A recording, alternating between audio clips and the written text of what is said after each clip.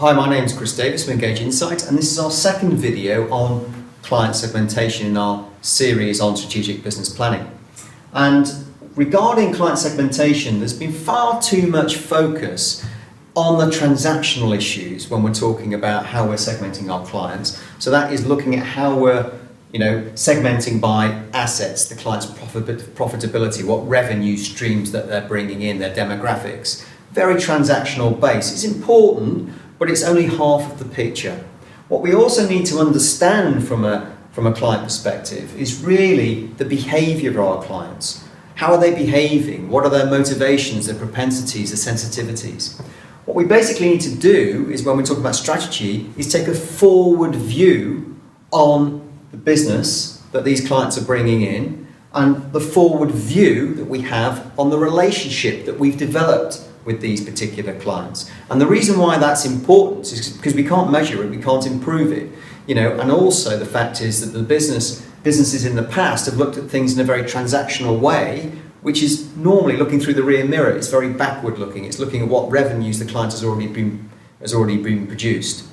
So if I was a venture capitalist looking at businesses in the market at the moment, I would want to know, what is the strength of the relationship that this business has built with these clients, and are these clients going to stay with this business over the long term?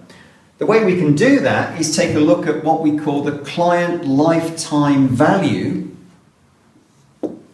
from revenue purposes to the business. And that is really projecting forward and looking at future cash flows that are coming in from these clients over the long term. Divide that by the cost of service to keep those clients on board.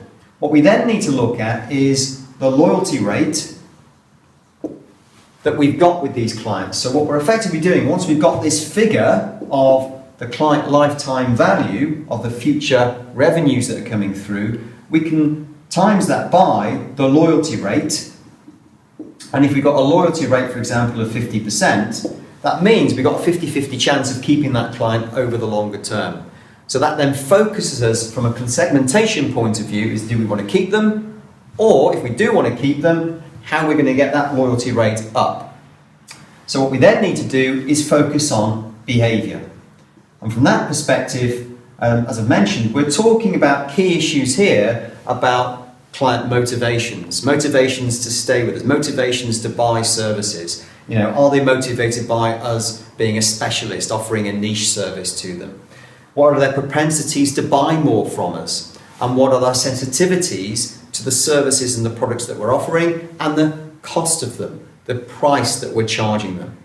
So once we've built all this in, what we can then do is really start to deep dive, as we will do in the next video, on how this can be factored in to ensure that we're nurturing long-term relationships and we've got the right relationships with these particular clients.